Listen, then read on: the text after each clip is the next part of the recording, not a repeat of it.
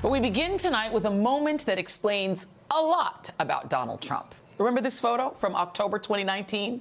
Then Speaker of the House Nancy Pelosi confronting then-President Trump in the cabinet room during a contentious meeting, with the rest of the table, all older white men, averting their eyes. That picture became iconic, symbolizing the strength of arguably the most powerful House Speaker in modern history.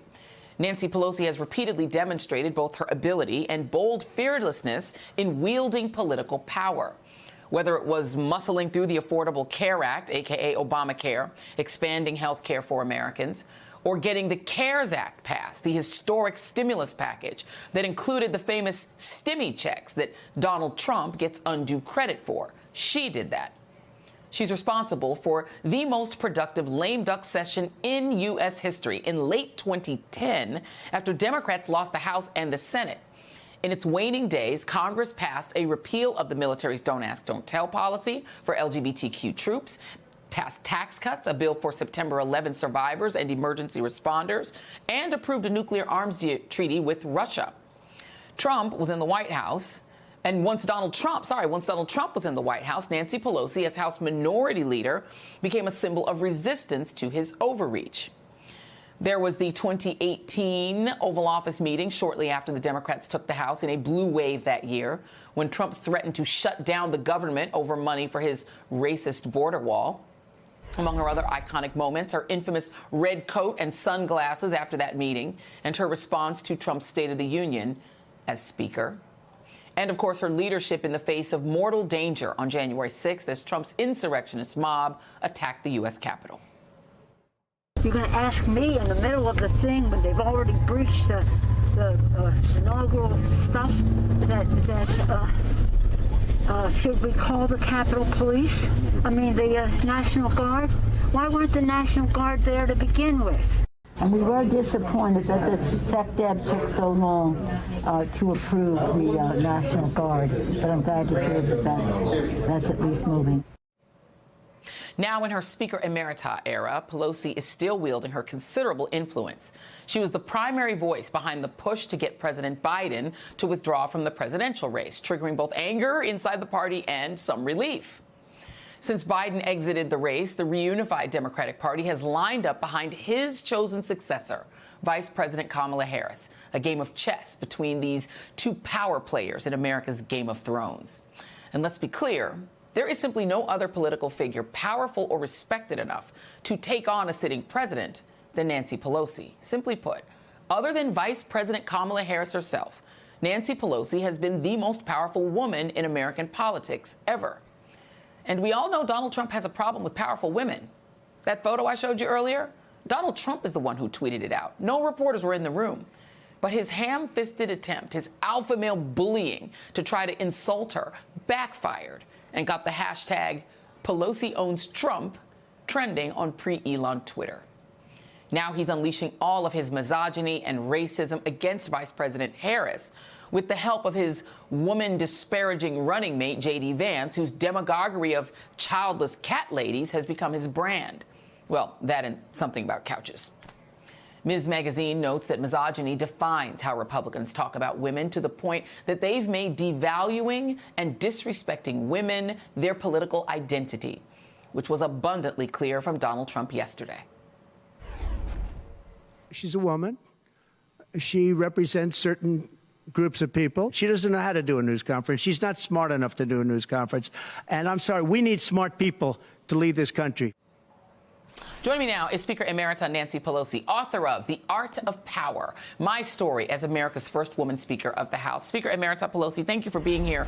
I just want to let you respond to that. Donald Trump did that repeatedly yesterday, tried to denigrate the Vice President of the United States as not smart, a former Attorney General and United States Senator. Your thoughts? Well, first of all, thank you. It's wonderful to be with you, and I accept every compliment you paid me on behalf of the House Democrats, whose courage and unity made all of that possible. In terms of him, you know what? I think we just have to focus on Kamala Harris. In a little while, we will see her speaking to 20,000 people showing up in Arizona and people being turned away. Kamala Harris and Tim Walz. She is a person of deep faith. She's a person of strong principles in terms of personally and officially. She knows her issues. She knows her priorities. And you see that with climate, with all the issues, but most recently, women's right to choose. And she's politically astute. She wrapped this up. So let's just talk about her as the best person to run and lead us to victory as President of the United States. She happens to be a woman, and that's icing on the cake. But the fact is, she's the strongest and the best, and that's why she's in the position that she is in. Politically, she engineered what we thought was going to be an open process, and it was, but people just didn't sign up because she wrapped it up so soon. So I am so thrilled, so happy. I don't pay attention to what he has to say. It's pathetic. This is an election about change, and let that change be. We don't have to listen to that anymore. You know, what I love about that is, number one, you are so easy with disparaging and dismissing Donald Trump. Like, you literally, like, he doesn't exist. I don't see him. He is not there. But you also don't let people like that intimidate you. But I do want to talk a little bit about that. You're both from emerged from that San Francisco political world. Of course, you are from Baltimore, you're from B-more, but you came up in San Francisco. And there's something about the Bay Area. Let me just list them: the late great Harvey Milk, Dianne Feinstein, Jerry Brown, the former governor, yourself, Speaker Pelosi, Gavin Newsom, the current governor, and, of course, Vice President Harris. What are they putting in the water in the Bay Area that creates so many powerful people? Don't forget Barbara Boxer. We're so proud of her as well. Well, one of the things that is in the water is that we're an intellectual resource in almost every issue you can name. It's a hotbed of activity, whether they're talking about saving the planet, saving our rights, fairness in every way in our economy. But we also respect each other. We are not all in the same place on the spectrum. We don't always agree, but we respect each other, and we do not take down anybody. So we're always building strength. And that strength has taken us. Now, Kamala, you have to give her credit.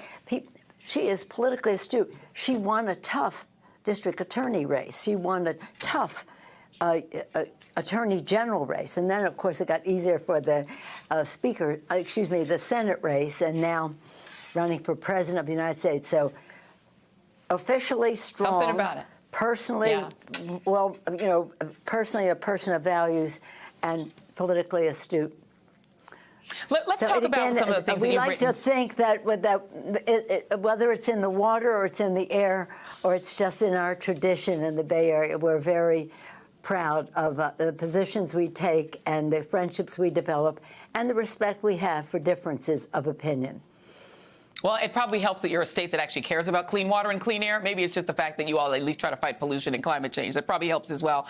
You wrote in your book about the advice that you give women and future politicians. I'm going to read this. The best advice I received when I initially ran for Congress was be yourself. Be true to yourself, your values, and who you are, and be ready. You never know when the opportunity will come knocking, so be prepared to answer and say yes. But the final piece of advice is the first piece of advice I received years before I ran, and that is know your power. I love that line because you, Speaker Emerita Pelosi, have never been embarrassed about or afraid to, as a woman, wielding power. How can we get more women to understand that there's nothing wrong with a woman wielding power? We don't have to be June Cleaver. Well, let me just, before I answer that, just go back to something you said earlier about the power that I have had. People say to me, you're the most powerful woman. I cannot wait to relinquish that honor. Pretty soon we will have a woman president of the United States, not just because she's a woman, but because she is the best person for the job. I say to people, confidence is really important, and women should take pride in whatever experience they have, because they're the only person like themselves. I say to women, there's nobody like you in the history of the world.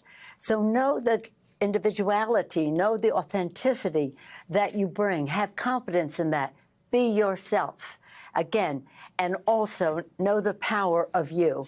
And be ready, because you never know. I never had any intention of running for office, and here I am. Housewife, House member, House Speaker, and now fighting the fight to have Kamala Harris be president of the United States, Tim Walz vice president. I'm let me so ask you excited about it all. I can tell. I can tell.